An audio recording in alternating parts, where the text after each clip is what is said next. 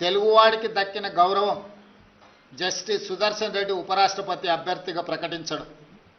అందుకే మనందరం కలిసికట్టుగా 42 మంది లోక్సభ సభ్యులు, 18 మంది రాజ్యసభ సభ్యులు, ఉభయ రాష్ట్రాలకు సంబంధించిన వాళ్ళందరం ఒక తాటి మీదకి వచ్చి జస్టిస్ సుదర్శన్ రెడ్డి గెలుపులో భాగస్వాములు కావాలి.